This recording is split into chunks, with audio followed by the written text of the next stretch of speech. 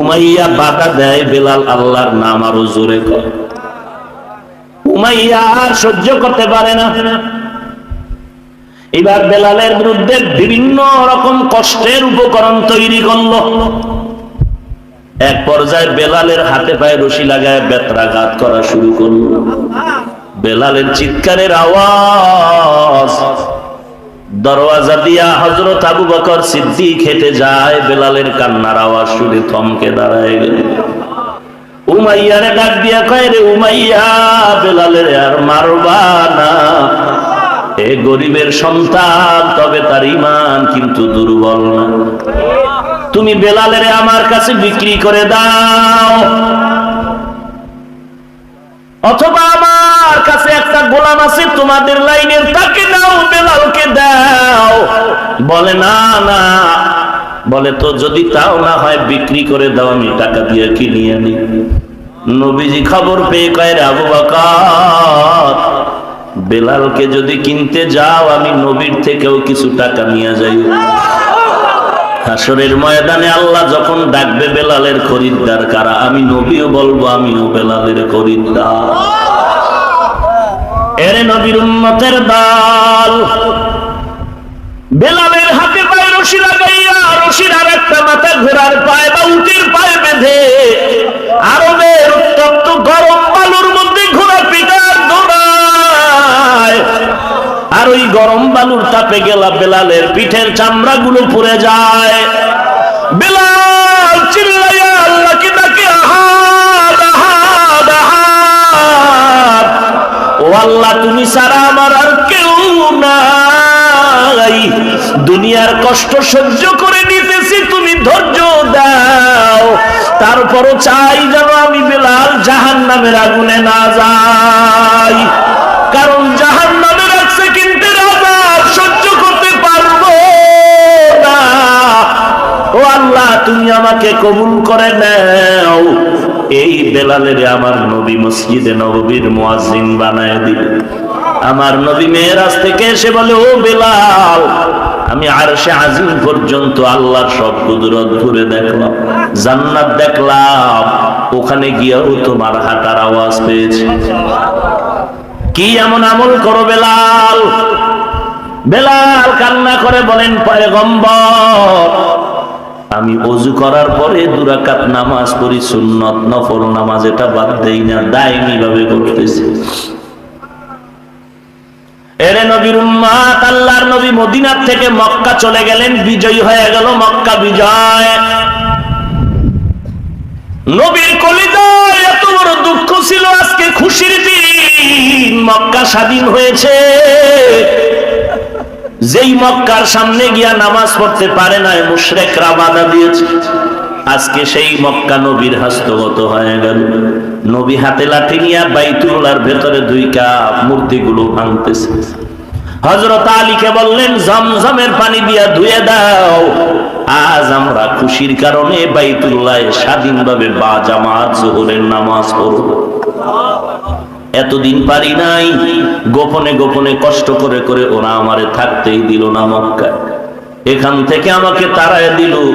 আজ আল্লাহ মক্কা আমাদের হাতে এনে দিয়েছে।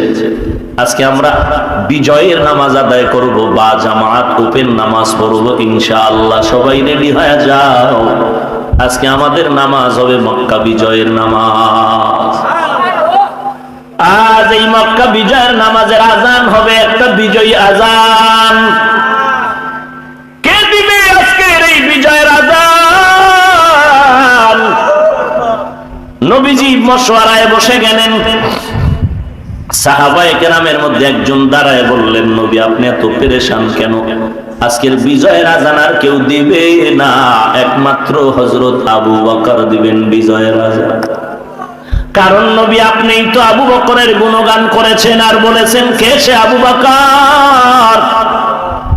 হিজরতের দুঃখিনী রাত, কষ্টের রাত, আপনি ঘর থেকে বেরিয়ে রাতের আধারে যখন আবু বকরের ঘরের কিনারায় গিয়া আস্তে করে ডাক দিলেন, আবু বকর, লাব্বাইক ওয়া সা'দাইক ইয়া রাসূলুল্লাহ। নবী আশ্চর্য হয়ে গেলেন, গভীর রাত আস্তে করে ডাক দিলাম, আবু বকর, আপনি কি ঘুমান নাই? আবু বকর চোখের পানি ছেড়ে কাঁদলেন আর বললেন, পয়গম্বর, বহু আগে আপনি আমাকে বলেছিলেন আবু বকর হিজরতের সাথী তুমি আমার হবে, তুমি যেও না। অন্যান্য সাহাবায়ে কেরাম চলে গেছেন, আপনি আমাকে নিষেধ করেছেন আর ইশারায় বলেছেন আপনার সাথে আমি হিজরতের সাথী হয়ে যাব। আল্লাহর জাত ও সিফাতের কসম, ওই দিন থেকে আমি আবু বকর দিনের বেলা যত ব্যস্ত থাকি না কেন, রাতের বেলা যখন ঘরে এসে যাই, দরওয়াজার কিনারায় দাঁড়ায় দাঁড়ায় রহমাতুল লিল আলামিনের অপেক্ষায় থাকি। এক সেকেন্ড আমি ঘুমাই না, অপেক্ষায় কান সজাগ রাখি, কখন আমার মায়ার নবী এসে আবু বকর বলে ডাক দিবে। আমি যদি ঘুমায় যাই আর নবী এসে যদি ডাক দেয়, দেরি হয়, শত্রু এসে আমার নবীকে ধরে ফেলবে। আল্লাহর কসম, আমি আবু বকর ঘুমাই না। নবী কিছুই বলতে পারেন না, চোখের পানি ছেড়ে কান্না করেন। আবু বকর বলে, নবী আমি একা ঘুমাই না। তা না, আমার ছোট মেয়ে আসমা তিনিও ঘুমায় না। প্রতিদিন নাস্তা বানায় বানায় অপেক্ষা করে, হিজরতের পথে নাস্তা দিবে নবীকে, অপেক্ষায় ঘুমায় না। নবী কান্না করেন। আবু বকর বলেন, নবী আমার মেয়ে আসমা ঘুমায় না। শুধু তাই না, সফরের জন্য আমি 2টা উট কিনেছিলাম, বাহন হয়ে যাবে। একটু তাকায় দেখেন, এই উট 2টা খুঁটির গোড়ায় বেঁধে রাখছি, এরাও ঘুমায় না। রাহমাতুল লিল আলামিন আসবেন, নবী এর উপরে উঠে মদিনায় সফর করবেন, উট ঘুমায় না। নবীজি কান্নার হালাতে বললেন, আজকে আমার দুঃখের রাত, আমার মা নাই, আমার বাবা নাই। আমার দুনিয়াতে 2জন আপন লোক ছিল, আমার বিবি খাদিজা, আর একজন আমার আপন ছিল আমার চাচা আবু তালেব। যেই মক্কার মানুষ আমাকে দেখতে পারে না, এমন বিপদ। ওই সময় আমার আপন হয়ে বন্ধু হয়েছিল আমার খাদিজা। আমি হেরা পর্বতের গুহায় গিয়ে আল্লাহর ধ্যানে কাটাইতাম, মাঝে মাঝে দেখতাম খাদিজা ওই পাহাড়ে গিয়া নাস্তা নিয়ে হাজির হয়ে যেত। আমার আজ খাদিজাও নাই, আমার চাচা আবু তালেবও নাই, আমার মাও নাই, বাবাও নাই। ওরে আবু বকর, তুমি আজকে আমার জন্য ঘুমাও নাই। এই গভীর কষ্টের রাত, আমার দুঃখের জিন্দেগির সফর, আমি বাইতুল্লাহর দেওয়ালটা ধরে ধরে কান্না করেছি আর বলেছি, রে বাইতুল্লাহর দেওয়াল, মনে চায় না তোরে সারিয়া মদিনায় যাই। আল্লাহর ওয়াদা হয়েছে, বেঈমানরা আমাকে থাকতে দিল না রে কাবা। আজকে আমি কান্না নিয়ে যাই, এক সময় হাসি মুখে আবার বাইতুল্লাহে চলে আসবো। ওরে আবু বকর, আজ এই দুঃখের রাতে আমি আল্লাহর কাছে দোয়া করি, আল্লাহ, আবু বকরের সফর আজকে শুরু হয়ে গেল, মদিনা পর্যন্ত শেষ না। আবু বকরের সফর শেষ হবে জান্নাতের মেহমানখানায়। ও পয়গম্বর, কেন আপনি পেরেশান হয়ে গেলেন? আজান দিবে আবু বকর আর কেউ না। নবী বলেন বসুন। আর একজন দাঁড়ায় গেলেন, দাঁড়ায় কয়, নবী আজ মক্কা বিজয়ের আজান দিবে ওমর আর কেউ না। কারণ ওমরের কারণেই তো ইসলামের পতাকা উড্ডীন হয়েছে, ওমরের কারণেই তো আমরা ওপেন কালেমার দাওয়াত দিয়েছি। আপনি নবী বলেছেন ওমরের ব্যাপারে, লাউ কানা বাদি নবিয়্যুন লাকানা ওমর।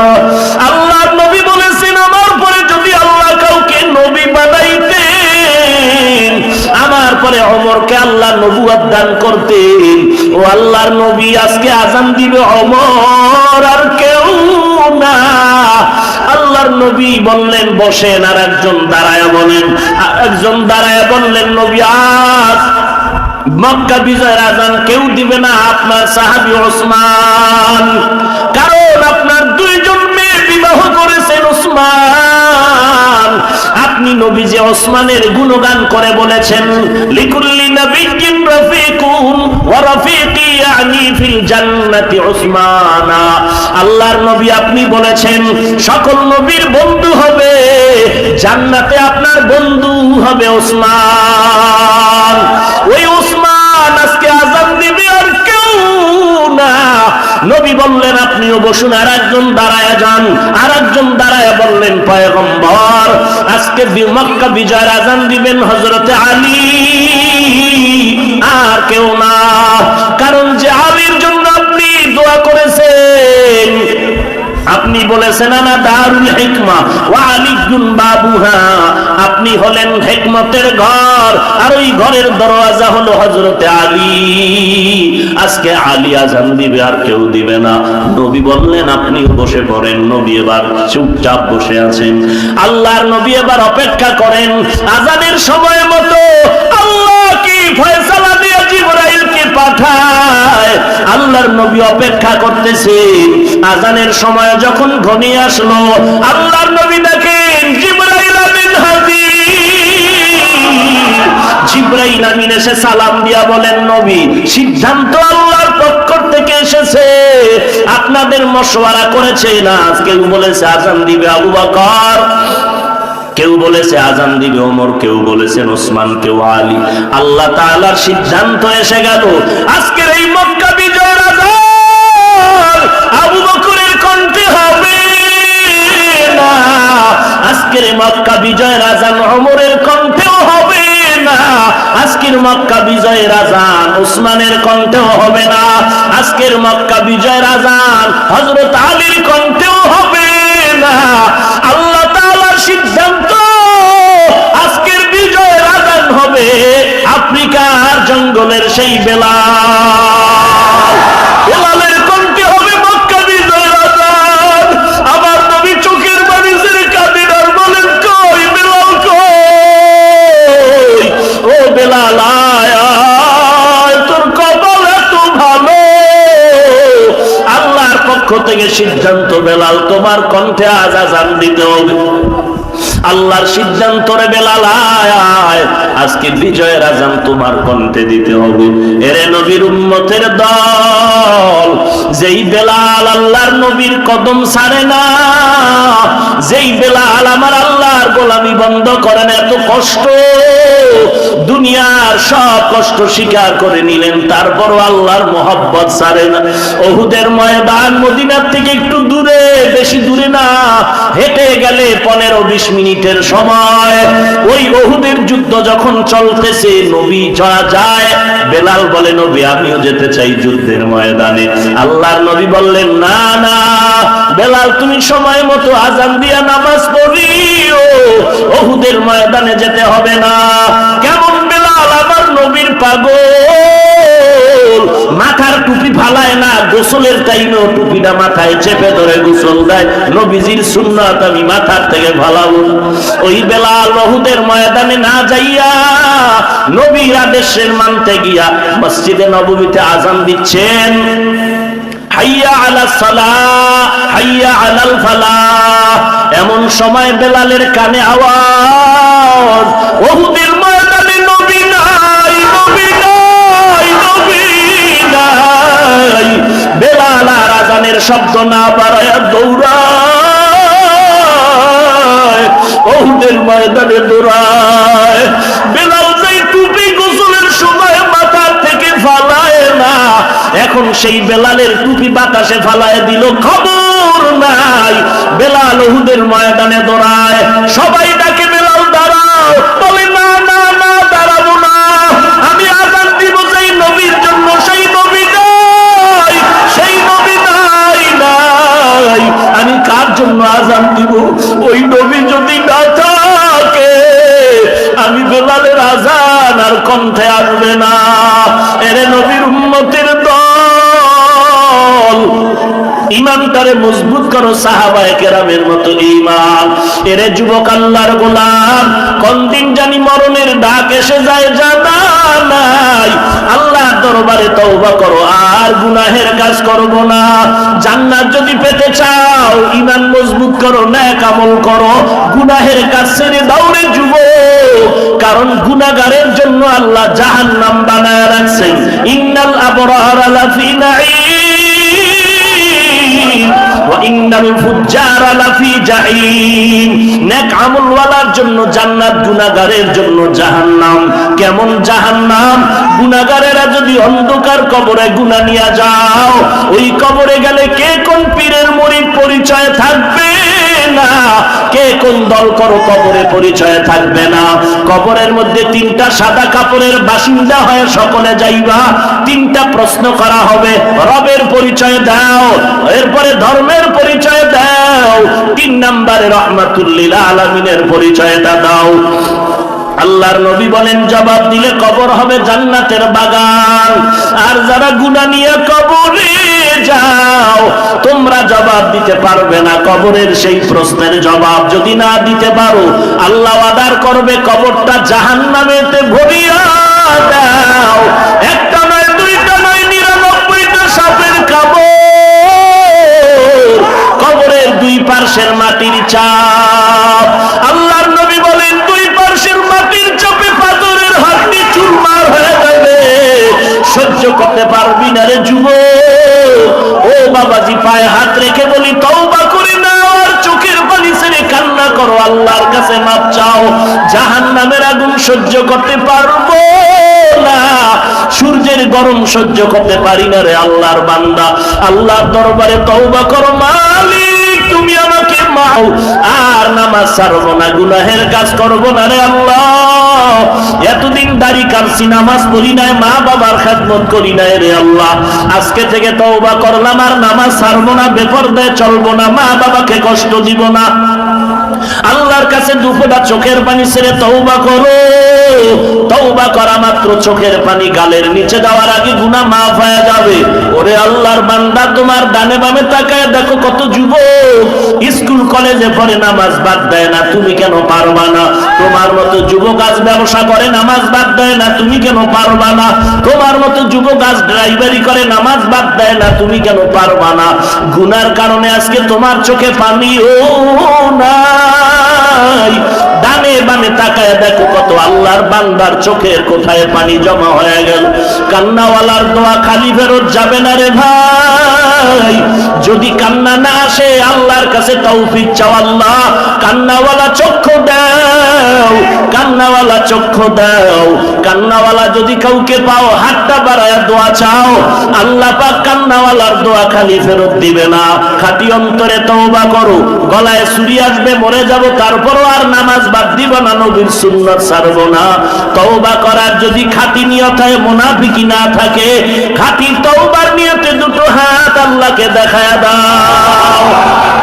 আয় আল্লাহ সবার হাত কবুল করে নেন, তওবা কবুল করে নেন, তওবার উপরে মজবুত হয়ে চলার তৌফিক দান করেন আল্লাহ। আয় আল্লাহ নেক আমলের আগ্রহ বাড়ায় দেন, গুনাহের প্রতি ঘৃণা জমায় দেন, আমিন। আলহামদুলিল্লাহি রাব্বিল আলামিন, ওয়াসসালাতু ওয়াসসালামু আলা সাইয়্যিদিল আমবিয়া ওয়াল মুরসালিন ওয়া আলা আলিহি ওয়া আসহাবিহি আজমাইন। ইয়া আরহামার রাহিমিন, ইয়া আরহামার রাহিমিন, ইয়া আরহামার রাহিমিন। রব্বিরহামহুমা কামা রব্বায়ানি সগীরা। আয় আল্লাহ, তাকায়া দেখেন এই কাদা পানি বৃষ্টির মাঝে আপনার বান্দারা কি চায়। আয় আল্লাহ, এত কষ্ট করে যুবকেরা মাহফিলের আয়োজন করেছেন, সারাদিন বৃষ্টি আর কাদা পানি, বসারও ভালো জায়গা নাই। দাঁড়ায়া দাঁড়ায়া দিনের কথাগুলো শুনলেন, আপনি কাউকে খালি ফিরাইয়া দিয়েন না রে আল্লাহ। আয় আল্লাহ, টাকা চাই না, বাড়ি চাই না, জাহান্নাম থেকে মুক্তি চাই। আয় আল্লাহ, গুনাহ করে জীবনটারে নষ্ট করেছি, গুনাহের কারণে আমার হাত না পাক, আমার জিহ্বা না পাক, গুনাহের কারণে আমার চোখ না পাক, আমার অন্তর না পাক। ও আল্লাহ, তওবা করতেছি, আর গুনাহ করব না, আর গুনাহ করব না রে আল্লাহ। তওবার দরজায় ফিরে আসছি, ফিরাইয়া দিয়েন না রে মালিক। গুনাহ গুনাহের কারণে ফিরাইয়া দিয়েন না, আমরা আপনার আদরের নবীর উম্মত। নবীজির মোহাব্বতে আমাদের গুনাহ মাফ করে দেন। আয় আল্লাহ, মাহফিল কবুল করে নেন, আলোচনার ভুল ত্রুটি ক্ষমা করে দেন, আমাদের ঈমান ও আমল মজবুত করে দেন।